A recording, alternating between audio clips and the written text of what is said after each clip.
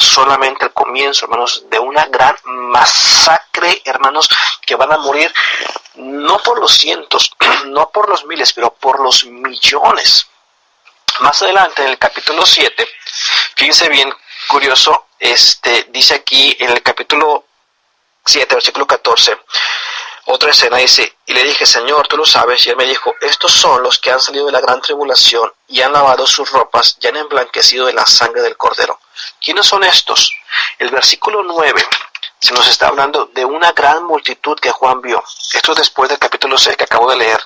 Después de esto, dice Juan, versículo 9 del capítulo 7 de Apocalipsis, miré y aquí una gran multitud, la cual nadie podía contar, de todas naciones, tribus, pueblos, lenguas, que estaban delante del trono y en la presencia del Cordero, vestidos de ropas blancas y con palmas en las manos. Ves, aquí también hay judíos, gentiles y de todos lados.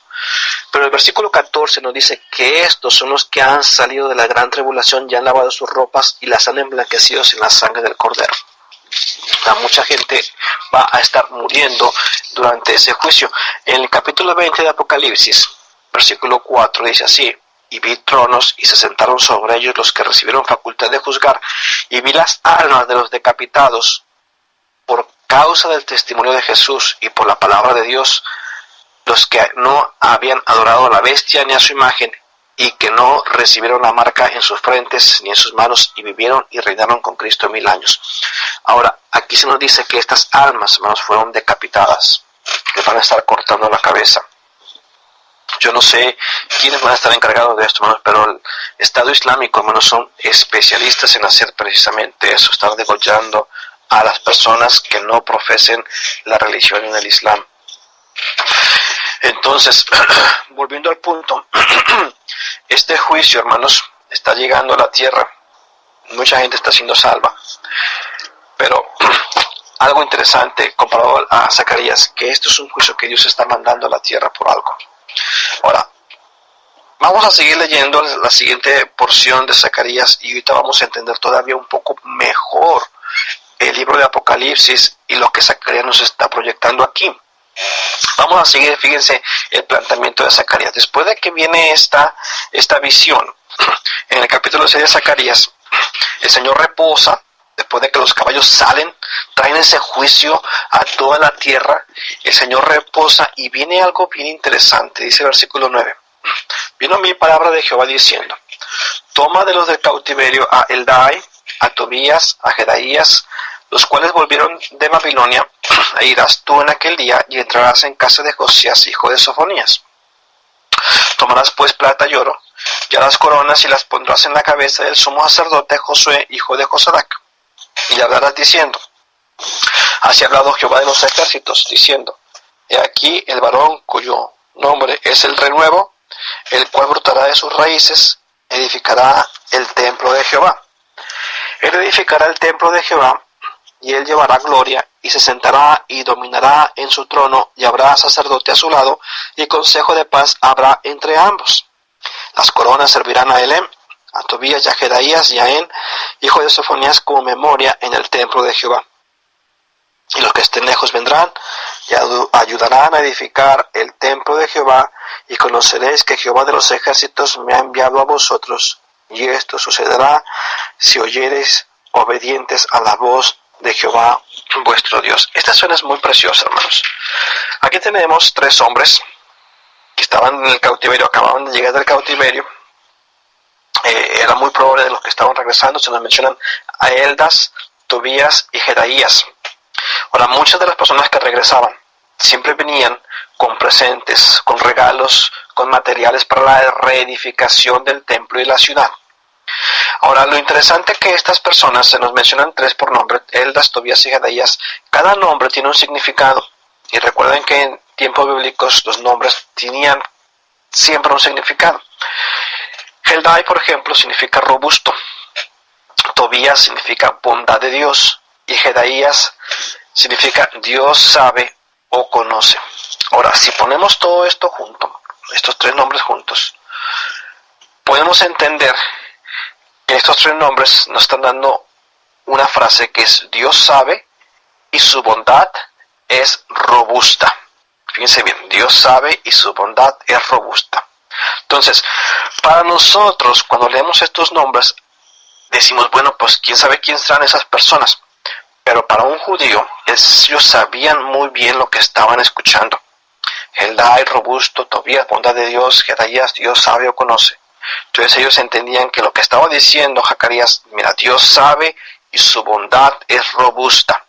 Así que tomas de lo que ellos traen y le dice a Zacarías, toma esa plata y el oro y vas a hacer coronas, haces unas coronas y los vas a poner en la cabeza del sumo sacerdote Josué, hijo de Josadac. Ahora, el sumo sacerdote en aquel tiempo era Josué, hemos hablado un poquito de Josué en las sesiones pasadas, y él está ejerciendo la función del sumo sacerdocio. Pero aquí se hace una coronación simbólica, hermanos, a Josué. Fíjense que esto es como una ilustración. Muchas veces nosotros hacemos como predicadores eso en la iglesia y decimos, ven, tu hermano, por favor, párate aquí al frente. Y viene un hermano y después decimos, necesito otro hermano ahora, por favor venga otro hermano, y se voluntaría otro hermano y pasa al frente también. Y después hacemos una ilustración, este va a representar el mal, este va a representar el bien, y así sucesivamente hacemos una ilustración. Entonces aquí básicamente eso es lo que está haciendo Zacarías con José.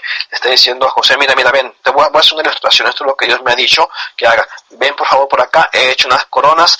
¿Por qué? Porque la bondad de Dios es robusta, porque Dios conoce, Dios sabe muy bien lo que está haciendo, y la bondad de Dios es robusta. Así que voy a hacer unas coronas, y tú vas a ser como Cristo, el Cristo que va a venir, y te voy a poner esa corona sobre tu cabeza. Y le dice, versículo 12, y le hablará diciendo, así ha hablado Jehová de los ejércitos, diciendo, he aquí el varón cuyo nombre es el renuevo, y se nos está mencionando renuevo con R mayúscula. Entonces está hablando de Cristo. Dice, el renuevo, el cual brotará de sus raíces y edificará el templo de Jehová. Entonces está hablando, hermanos, de esta coronación simbólica, hermanos, del Señor Jesucristo. Estas coronas se ponen en el sumo sacerdote, y después dice versículo 13, edificará el templo de Jehová, y él llevará gloria y se sentará y dominará en su trono, y habrá sacerdote a su lado y consejo de paz entre ambos. Ahora, los sacerdotes no se coronaban, solamente los reyes, pero aquí se está coronando a un sacerdote, y eso es porque, hermanos, el Señor Jesucristo está fungiendo, las dos funciones, como sacerdote y como rey. Él es nuestro sumo sacerdote que está en los cielos, y Él es nuestro rey de reyes, Señor de señores. Estas coronas, dice que iban a servir a Elem, Tobías, y a Jedaías, y a En, hijo de Sofonías, como memoria en el templo. O sea, que iban a poner esas coronas en el templo y iban a estar ahí.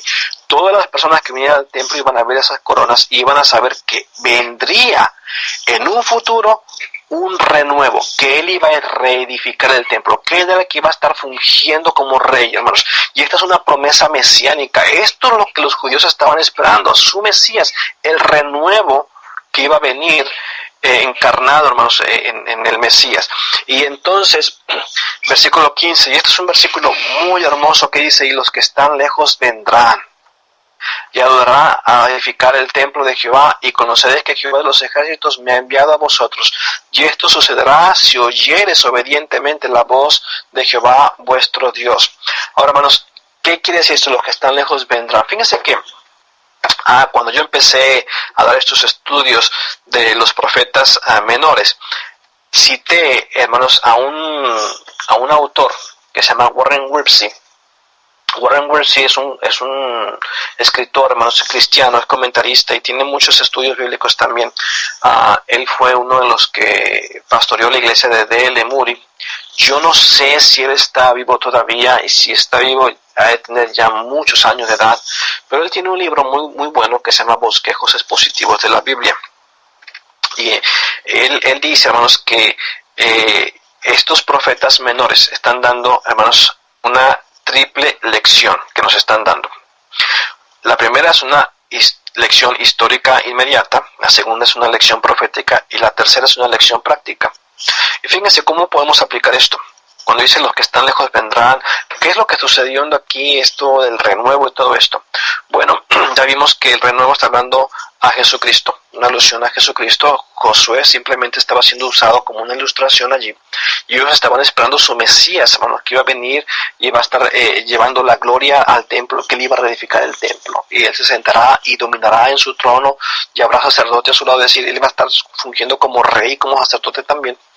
Entonces, esta frase, los que están lejos vendrán, me gusta mucho, porque la lección aquí, hermanos, histórica inmediata, según Warren Wiersbe, yo lo puedo definir aquí, fíjense, dice, los que están, y esto yo lo saqué de mi estudio, dice, los que estaban aún en cautiverio, hermanos, vendrían, ayudarían a la reconstrucción del templo. O sea que había muchas personas todavía en el cautiverio. Yo les dije la vez pasada que solamente habían regresado como 50,000 personas de los muchos miles que había todavía en Babilonia.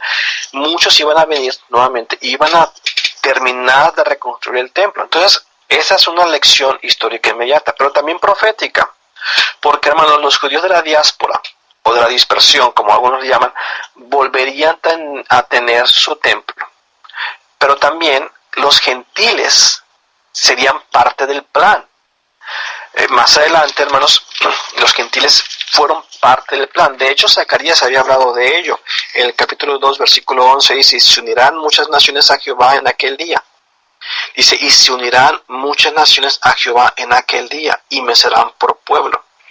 Hermanos, el pueblo gentil no pasó a ser parte del mismo, de la misma bendición del pueblo judío, hasta que el Señor, fíjense bien, básicamente en su ministerio terrenal fue rechazado por su pueblo, ¿ves?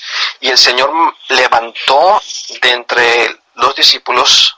Más adelante, en el capítulo 9 de Hechos, vemos cómo Saulo fue salvo y él fue enviado al pueblo gentil, ¿ves? Y comienza, hermanos, el tiempo de los gentiles, aunque algunos dicen que comenzó en los tiempos del cautiverio. No lo sé, probablemente sí, pero fue hasta en el tiempo, hermanos, del apóstol Pablo que se comenzó un avivamiento muy grande en el pueblo gentil, y el pueblo judío quedó como adormecido por un tiempo. El Señor va a regresar nuevamente a trabajar con ellos, y ya lo vimos en Apocalipsis hace rato.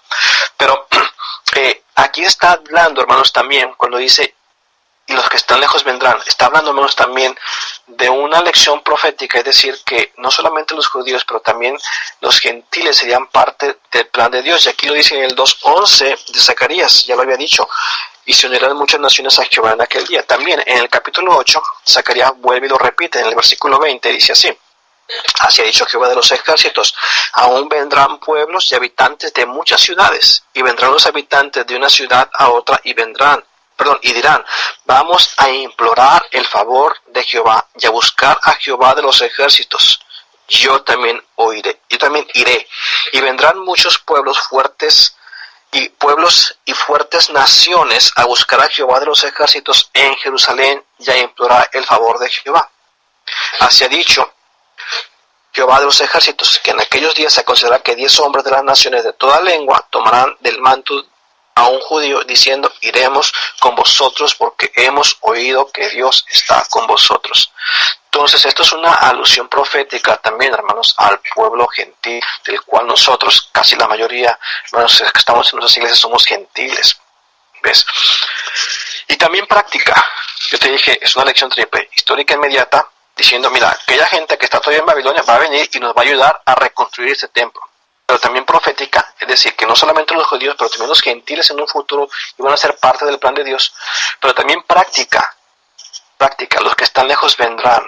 Fíjense que, hermanos, que hay unos versículos en Hebreos que yo lo voy a compartir, que yo hace muchos años escuché a un predicador, estoy hablando casi como unos 20 años, a un predicador que fue de visita a nuestra iglesia, cuando yo estaba en la Florida, que se llama Dennis Corro, es un evangelista americano, y él dio un mensaje, hermanos, que yo creo nunca lo voy a olvidar, hablando de Hebreos capítulo 4, déjame lo busco para no equivocarme, sino parafraseo, para Hebreos capítulo 4, y predicó de este pasaje, por tanto, teniendo un gran sumo sacerdote que traspasó los cielos, Jesús, el Hijo de Dios, retengamos nuestra profesión. Porque no tenemos un sumo sacerdote que no pueda compadecerse de nuestras debilidades, sino uno que fue tentado en todo